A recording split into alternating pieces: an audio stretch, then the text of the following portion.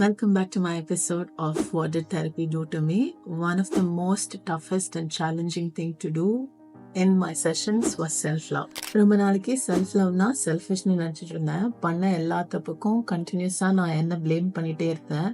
Initial ஸ்டேஜஸில் self-love அப்படின்றது ஒரு பெரிய ஏலியன் கான்செப்ட் மாதிரி எனக்கு ஃபீல் ஆச்சு. I was constantly punishing myself with past mistakes. At some point, self-forgiveness importantன்றதை நான் மறக்க ஆரம்பிச்சிட்டேன். ஸோ என்னோட ஒன் ஆஃப் த செஷனில் காலி ப்ரோ கிட்ட டிஸ்கஸ் பண்ணும்போது என்னோட எல்லா self blame, guilt, disappointment, hurts எல்லாத்தையும் ரொம்ப ஓப்பனாக ஷேர் பண்ணேன். ஸோ இதெல்லாம் ஷேர் பண்ணிட்டு இருக்கும்போது he was asking me, for example, இப்போ உங்களோட ஒரு ஃப்ரெண்டு வந்து அவங்க லைஃப்பில் நடந்த இன்சிடென்ட் உங்ககிட்ட ஷேர் பண்ணும்போது இது எல்லாத்தையும் சொன்னால் அவங்களுக்கு நீங்கள் ரிட்டனாக என்ன சொல்லுவீங்க அப்படின்னு கேட்டார். ஸோ ஐ டோல்டன், என்கிட்ட அப்படி யாராவது வந்து சொன்னால் எல்லாத்தையும் ரிசீவ் பண்ணிவிட்டு அவங்கள எப்படி பெஸ்ட்டாக மோட்டிவேட் பண்ணுறதுன்னு ட்ரை பண்ணுவேன். இட்ஸ் ஓகே, இட் ஹேப்பன்ட் அப்படின்னு நான் சொல்லுவேன். என்கரேஜிங்காக பேசுவேன் அப்படின்னு சொன்னேன். So he past for a minute and ask me, அதையே ஏன் உங்களுக்கு பண்ணிக்க மாட்டேங்கிறீங்க அப்படின்னு.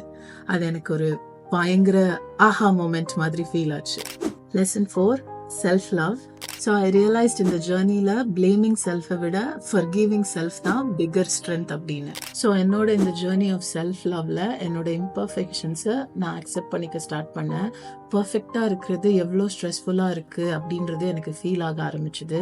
ஸோ மற்றவங்களுக்கு கொடுக்குற கைண்ட்னஸை கொஞ்சம் எனக்கும் கொடுத்துக்கணும்னு ஸ்டார்ட் பண்ணேன். என்னோட ஜேர்னியை மற்றவங்க ஜேர்னி கூட கம்பேர் பண்ணுறதை ஸ்டாப் பண்ணேன். மற்றவங்களோட சக்ஸஸ் வந்து என்னோட ஃபெயிலியரை டிஃபைன் பண்ணாது அப்படின்றத நான் புரிஞ்சுக்கிட்டேன்.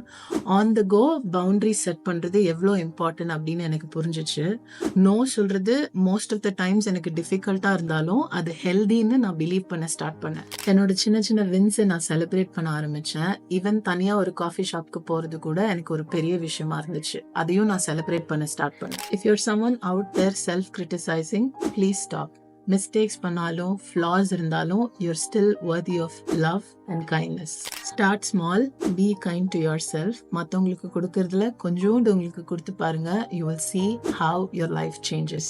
Remember, you are enough. Thank you. This is Real Talks with Prati and you are in my journey of What Did Therapy Do to Me?